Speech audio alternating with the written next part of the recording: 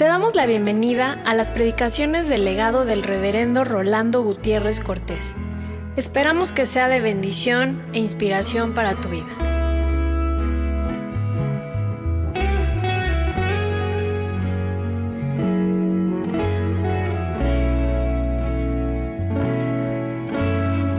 Hemos oído de cómo derramó su sangre, pero este es perdón de pecados, que es toda una bendición, es para que nosotros podamos compartirla con otros. Y en estos momentos, cuando se descalifica a tantos, como evangélicos debemos percatarnos de que si hemos sido bendecidos es para ser fuente de bendición.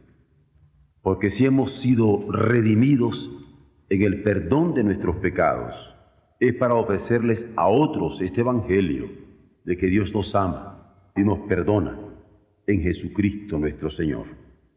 Justo en el verso 7 y 8 de ese capítulo 1 de la carta a los Efesios, el apóstol dice: en el cual tenemos redención por su sangre, el perdón de pecados según la riqueza de su gracia, que sobreabundó en nosotros y debe seguir sobreabundando.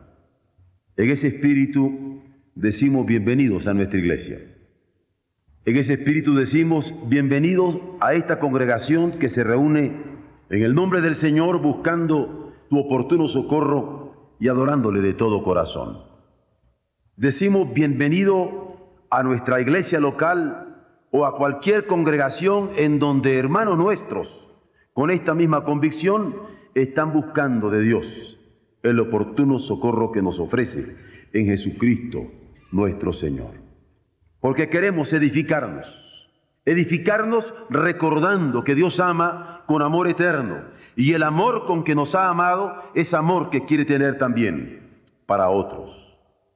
Queremos edificarnos sabiendo que desde el principio Él ha manifestado su amor en el Hijo, pero ha sido en favor de nosotros, y por su Espíritu, este Padre que en su Hijo nos manifestó su amor, ha querido ofrecerse a sí mismo para limpiar nuestras conciencias de las obras de muerte, porque en nuestras conciencias las obras de muerte hacen tanto daño, inhiben nuestra vida, inhiben nuestra proyección, y Dios quiere que seamos libres. Jesús dijo a sus discípulos: porque esto es mi sangre que por vosotros es derramada para remisión de pecados. Y esto que Jesús dijo a sus discípulos, como cristianos, nosotros entre ellos nos apropiamos no solamente de las palabras del Evangelio, sino del Evangelio de Dios en Jesucristo. Porque este Evangelio de Dios en Jesucristo es para todos los hombres, que creyendo en su corazón que le levantó de entre los muertos, lo creemos, que lo hizo para perdón de nuestros pecados. Y así lo proclamamos, sabiendo que la fe viene por el oír. Así lo proclamamos, sabiendo que la fe viene por el oír esta palabra eterna de bondad de Dios, que se ha pronunciado en favor de los hombres, nosotros entre ellos. Esto es lo que afirmamos al decir que creemos en Jesucristo como el Redentor divino, enviado por el Padre en una naturaleza humana en nuestro favor. Conocemos cómo derramó su sangre. Hemos oído de cómo derramó su sangre, pero es menester que nos percatemos que esta sangre fue derramada para remisión de nuestros pecados, que esta sangre fue derramada para redención de nuestros pecados, es decir, para perdón de nuestros pecados. Esto permite que se nos entienda cuando aseveramos que Jesucristo es el único y suficiente Salvador, porque en la cruz todo fue consumado. En la cruz todo fue consumado, como lo dijo antes de entregar su Espíritu al Padre, pronunciando lo que nosotros recordamos año con año: consumado es, antes de decir: en tus manos encomiendo mi espíritu.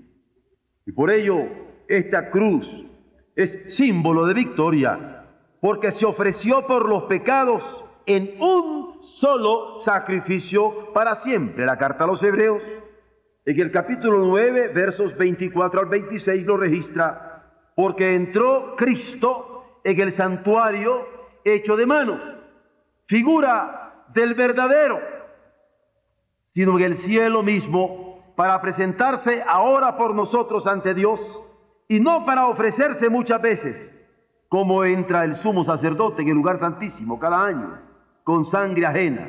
De otra manera, le hubiera sido necesario padecer muchas veces, desde el principio del mundo, pero ahora, en la consumación de los siglos, se presentó una vez, para siempre, por el sacrificio de sí mismo, para quitar de en medio el pecado. Es decir, que en la cruz, de acuerdo a la revelación de Dios en la carta a los Hebreos, Dios quiso redimirnos por una sola ofrenda, porque repite en el capítulo 10, versos 11 al 14, ciertamente todo sacerdote está día tras día ministrando y ofreciendo muchas veces los mismos sacrificios que nunca pueden quitar los pecados. Pero Cristo, habiendo ofrecido una vez para siempre un solo sacrificio por los pecados, se ha sentado a la diestra de Dios. De ahí en adelante, esperando hasta que sus enemigos sean puestos por estrado de sus pies, porque con una sola ofrenda hizo perfectos para siempre a los santificados. He aquí el Evangelio, que la justificación por la fe, es decir, la acreditación que recibimos por la fe en esta sangre preciosa de Cristo, se vive porque la expiación de la culpa ya tuvo lugar.